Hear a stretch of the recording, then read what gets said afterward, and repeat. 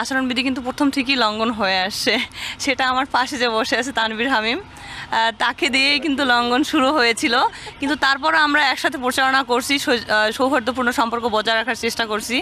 এরপর যদি দেখেন আপনারা, শিবির থেকেও কিন্তু তাদের আচরণবিধি লঙ্ঘন করেছে।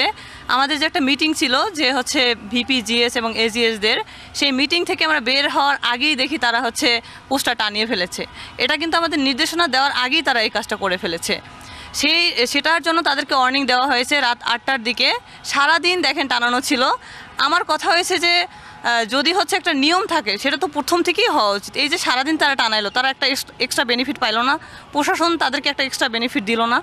তারপর 8টার সময় যখন তাদেরকে ওয়ার্নিং দেওয়া হলো নেওয়ার জন্য, তারা কিন্তু সরায়নি এবং সারা রাত রইলো এবং পোস্টার দিয়ে তারা হচ্ছে অ্যাডভার্টাইজ করছে এবং সকালবেলা হচ্ছে তাদেরকে আবার ওয়ার্নিং করা হলো যাতে হচ্ছে বিকাল 3টার মধ্যে সরানো হয়।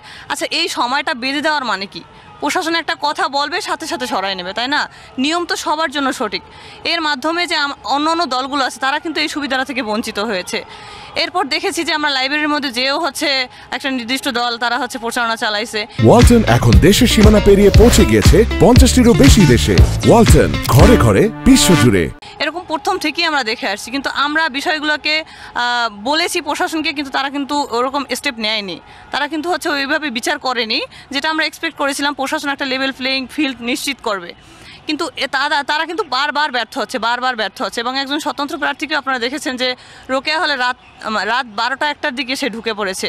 এইটা আসলে খুবই আনএক্সপেক্টেড ছিল। যেখানে আমরা শিক্ষার্থীরা যেই হলে শিক্ষার্থী, সেই হলে শিক্ষার্থীরা যখন ঢুকতে গেলে কার্ড চেক আপ করা হয়, সেখানে অন্য আরেকটা হলের যে শিক্ষার্থী, যে সে সুফিয়া কামাল হলের শিক্ষার্থী ছিল, সে কিভাবে রাতের মধ্যে গভীর রাতে ঢুকে প্রচারণা চালায়। এটা আমি মনে করি প্রশাসন একদম টোটালি ব্যর্থ।